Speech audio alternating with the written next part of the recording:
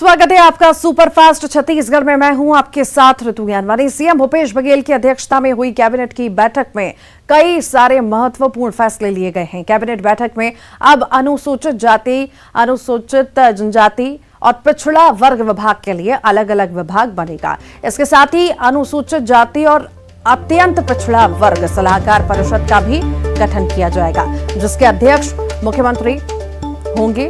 अभी तक केवल जनजातीय सलाहकार परिषद का गठन किया गया था। बैठक में सीएम भूपेश बघेल ने कहा कि बस्तर और सरगुजा संभाग में 12,489 पदों पर शिक्षकों की भर्तियां की जाएंगी। ये भर्ती व्यापम के जरिए की जाएगी। इसके लिए जल्द ही भर्ती प्रक्रिया शुरू की जाएगी। सीएम भूपेश बघेल ने बताया कि अब प्रदेश में छत्तीसगढ़िया ओलंपिक खेल का भी आयोजन किया जाएगा। इसमें हिस्सा लेने वाले खिलाड़ियों की कोई आयु सीमा नहीं होगी। इसके साथ ही उन्होंने बताया कि किसानों के लिए कर्ज की सीमा 3 लाख की गई है।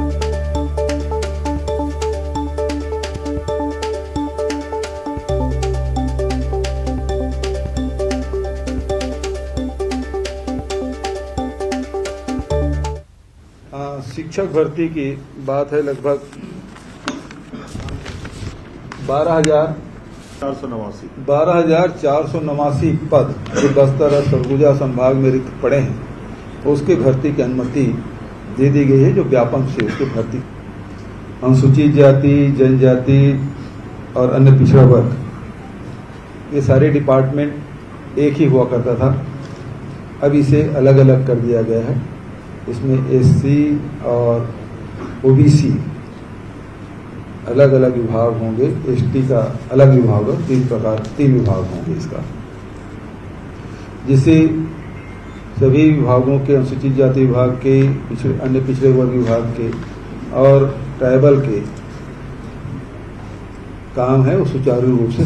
राज्य सरकार ने निर्णय लिया है कि अब अनुसूचित जाति के लिए और अन्य पिछड़े वर्ग के लिए भी एडवाइजरी कमेटी बनेगी। अनुसूचित जाति सलाहकार परिषद और अन्य पिछड़ा वर्ग सलाहकार परिषद का निर्माण होगा, जिससे इन वर्ग के लोग शासन तक के अपनी बात कह सके और उन सुझावों का क्रियान्वयन भी हो सके। और इसके अध्यक्ष, जैसे ट्राइबल एडवाइजरी कमेटी के अध्यक्ष मुख्यमंत्री ही होते हैं, उसी प्रकार से एससी एडवाइजरी कमेटी और ओबीसी एडवाइजरी कमेटी, दोनों के भी अध्यक्ष मुख्यमंत्री होंगे। कृषि के क्षेत्र में जो सहकारी बैंकों में जो साख समितियों के द्वारा जो ऋण दिया जाता था, उस सीमा को बढ़ाकर 3 लाख रुपया तक, अब उसे 0% ब्याज में किसानों को ऋण मिल। अब चाहे शहरी क्षेत्र हो चाहे ग्रामीण क्षेत्र हो, इसमें सबको मिला के, पूरे छत्तीसगढ़ को मिला के छत्तीसगढ़िया ओलंपिक का आयोजन होगा। और इसमें उम्र की कोई सीमा। छत्तीसगढ़ दौरे पर संघ प्रमुख मोहन भागवत पहुंचे। उनका ये 7 दिन का दौरा है। वो प्रदेश में पहली बार हो रही आरएसएस की अखिल भारतीय समन्वय बैठक में हिस्सा लेंगे, जिसमें राष्ट्रीय स्तर के मुद्दों पर मंथन होगा। बीजेपी के मिशन 2023 के लिहाज से भागवत का यह दौरा महत्वपूर्ण माना जा रहा है। तो वहीं भागवत के दौरे को लेकर मुख्यमंत्री भूपेश बघेल ने कहा कि मोहन भागवत सहित सभी भाजपा नेताओं का छत्तीसगढ़ आने पर स्वागत है। मैं चाहता हूं कि वो छत्तीसगढ़िया संस्कृति को आत्मसात करें। गौ माता के नाम से बहुत वोट ये मांगते हैं, तो इन्हें गौठान में चलने, कौशल्या माता मंदिर दर्शन करने और बेहतर पढ़ाई देखने, आत्मानंद स्कूल देखने के लिए उन्हें आमंत्रित करता हूं। वोट लेने के लिए छत्तीसगढ़िया पन अपनाएं, बल्कि आत्मसात करें।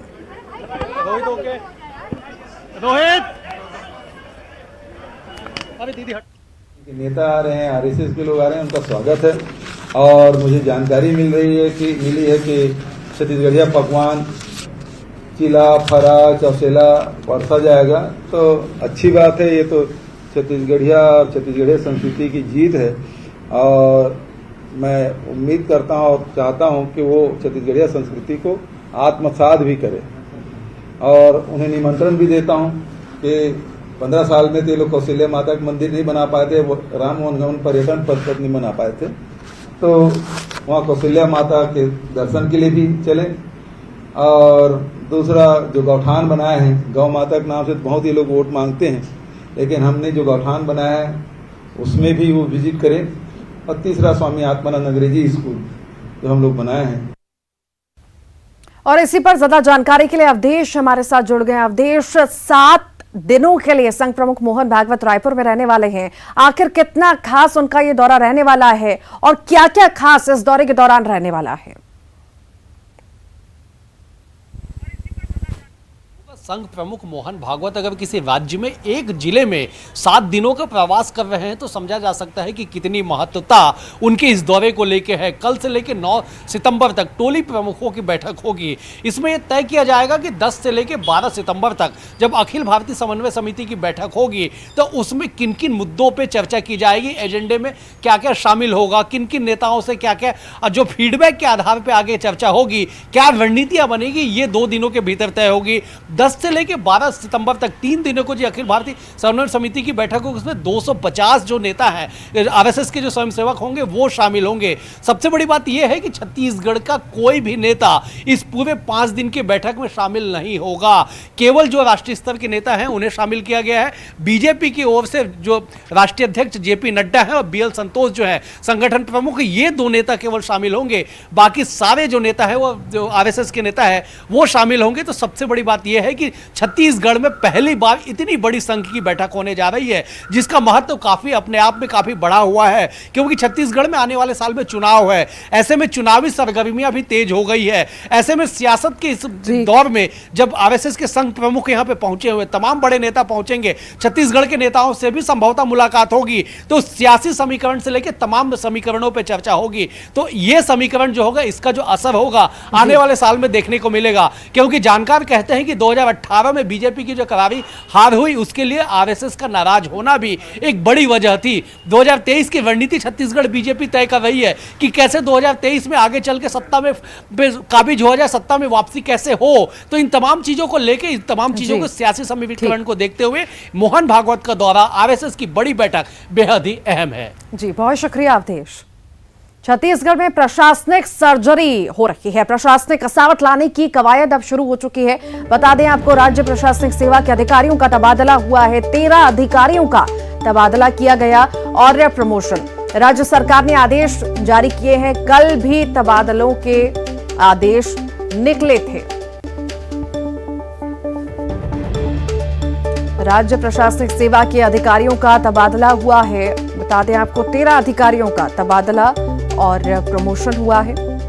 राज्य सरकार ने इसके आदेश भी जारी कर दिए हैं। और इसी पर ज्यादा जानकारी के लिए ममता लांजीवार हमारे साथ जुड़ गई हैं। ममता, कल भी हमने देखा था बड़े बदलाव तबादले हुए, आज भी ये आदेश जारी किए गए हैं राज्य सरकार द्वारा।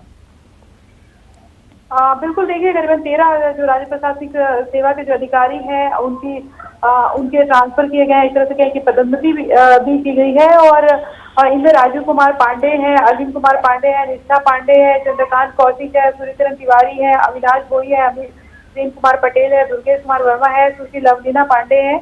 और अगर हम बात करें, इनमें संयुक्त कलेक्टर भी है, महाप्रबंधक भी है, जैसे कि पाठ्यपुस्तक नियम के हालांकि वो यथावत है। ज्यादातर जो है वो संयुक्त कलेक्टर है, महाप्रबंधक है। और अलग अलग जिलों में जो है उनको इस एक जिले से दूसरे इधर से उधर किया गया है। तो एक तरह से कहें कि इसको इस तरह से भी देखा जा सकता है, क्योंकि कल भी जो है वो प्रशासनिक अधिकारियों के तबादले किए गए थे। और इसको उस कवायद से जोड़ा जा रहा है कि प्रशासनिक जो कसावट लाने की जो कवायद होती है उससे जोड़ा जा रहा है। जी, बहुत शुक्रिया ममता जानकारी को साझा करने के लिए।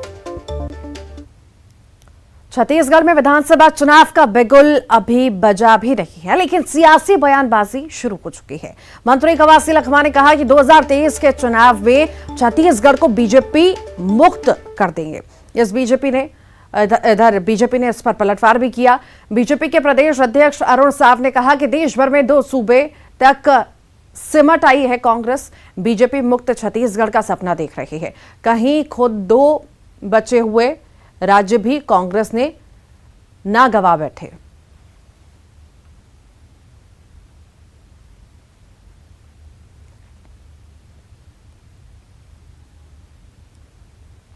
भोपाल पटना में सुदूर अंचल नगर पंचायत में 15 का 15 सीट, कोंटा में 15 में 14 सीट, ये जनता मोर लगा चुकी है। उपचुनाव में हम जीत चुके हैं।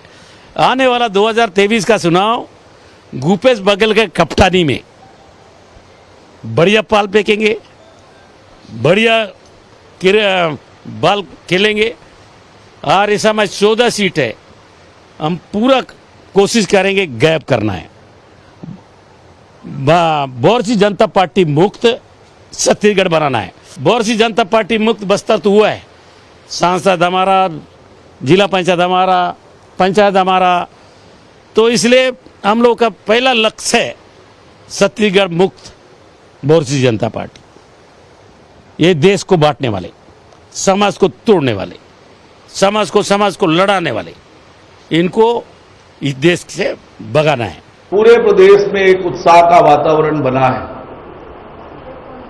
माननीय राष्ट्रीय अध्यक्ष जी के आगमन को लेकर हमारी जिलों की बैठक, विधानसभा स्तर की बैठकें, मंडलों की बैठकें ये लगातार चल रही है। अब ये तो समय बताएगा, लेकिन ये सही है कि आज देश कांग्रेस मुक्त हो रहा है और आने वाले समय में जो 2 राज्य बचे हैं वो भी कांग्रेस के हाथ से निश्चित रूप से जाएगा। रायपुर से बड़ी खबर है। अनियमित कर्मचारियों का आंदोलन लगातार जारी है। नियमितीकरण की मांग कर रहे हैं लगातार और आंदोलन भी हो रहा है। 4 मांगों को लेकर अनियमित कर्मचारियों का यह धरना है। राजधानी में 1 सितंबर से धरने पर अनियमित कर्मचारी बैठे हैं। 4 मांगों को लेकर अनियमित कर्मचारी धरना दे रहे हैं।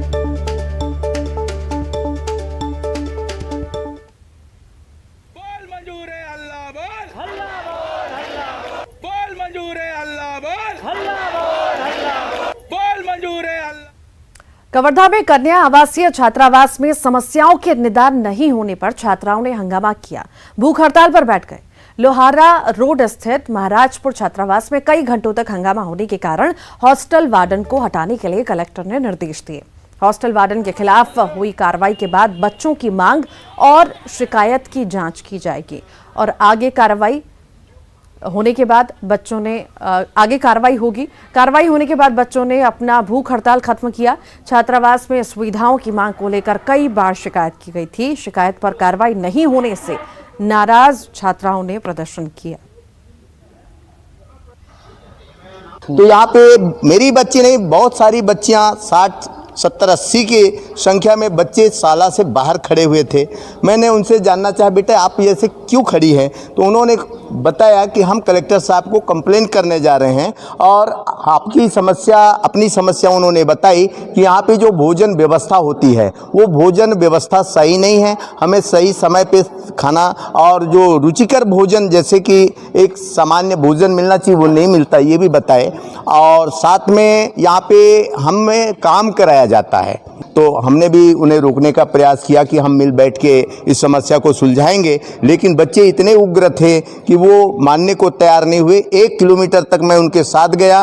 वो कलेक्टर साहब के पास कंप्लेंट करने जा रहे थे। उनके प्रिंसिपल साहब भी 2 घंटे तक उन्हें समझाने की कोशिश की, रोकने की कोशिश किया, उनकी भी बात नहीं मानी। कन्या शिक्षा आवासीय परिसर महाराजपुर का जो हॉस्टल है, यहाँ के कुछ 40-50 बच्चे लोग जो है वो कई दिनों से शायद शिकायत कर रहे थे कि वार्डन के द्वारा ध्यान नहीं दिया जाता, साफ़ सफाई नहीं है, भोजन की प्रॉब्लम है, मेनू के हिसाब से खाना नहीं बनता है और उनकी शिकायतों की जांच की गई है। वार्डन की कुछ गलतियां पाई गई हैं और उनको अभी यहाँ से हटा के एक दूसरे वार्डन को यहाँ पे दिया गया है और बाकी कुछ और इरेगुलरिटी पाई जाती है तो उसकी एक टीम बना के जाँच कराई जाएगी। यदि कुछ गड़बड़ पाया जाएगा तो आवश्यक कार्रवाई की जाएगी। रायपुर से बड़ी खबर है। माना थाना इलाके में युवक की हत्या हुई है। चाकू मारकर हत्या करने का यह पूरा मामला है।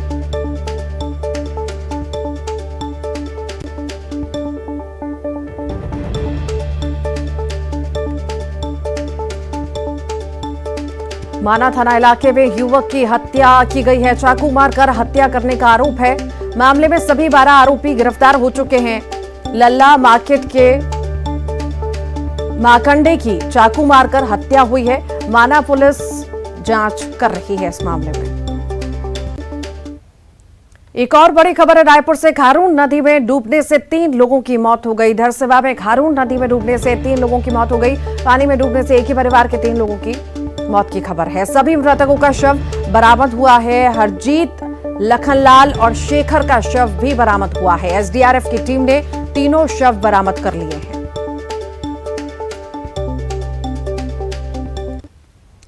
कांकेर से बड़ी खबर है। इनामी महिला नक्सली ने आत्मसमर्पण किया है। पुलिस अधीक्षक के सामने सरेंडर किया। पहली महिला नक्सली पर 1 लाख का इनाम घोषित था, जिसने आत्मसमर्पण किया है।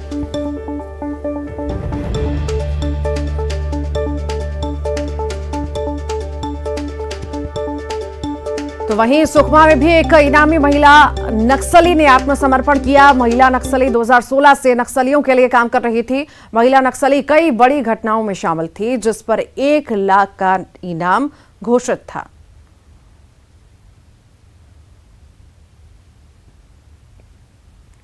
सुकमा के कोंटा की अगर बात करें तो 3 नक्सलियों ने सरेंडर किया है। इनमें एक महिला नक्सली भी शामिल है।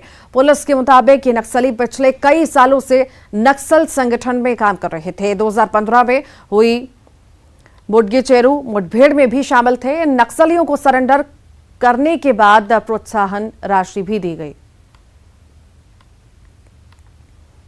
बात करेंगे कोंडागांव की। आलोर मंदिर का द्वार एक दिन के लिए कल खुलेगा और सिर्फ एक ही दिन के लिए माता लिंगेश्वरी मंदिर का द्वार खुलता है। इसीलिए मंदिर खुलने से एक दिन पहले ही श्रद्धालुओं की लंबी कतार लग चुकी है। 2 साल बाद श्रद्धालु माता लिंगेश्वरी के दर्शन कर पाएंगे।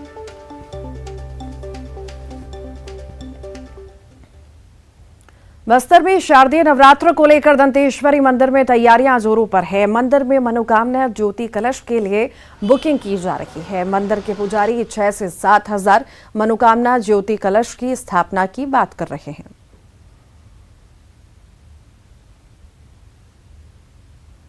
नवरात्र की तैयारी पूरा मैंने जोरों से चल रही है। ऑनलाइन रसीद भी कटवा रहे हैं लोग, श्रद्धा लोग आगे अपना रसीद भी कटवा रहे हैं। रंग रोशन भी कार्यक्रम चालू है। मंदिर का पूरा जो जिस तरीके से कार्यक्रम होता है विधि विधान से पूर्व बात हर इस साल वैसा पूरा कार्यक्रम करने के लिए। और आइए अब देखेंगे 25 सेकंड में खबर।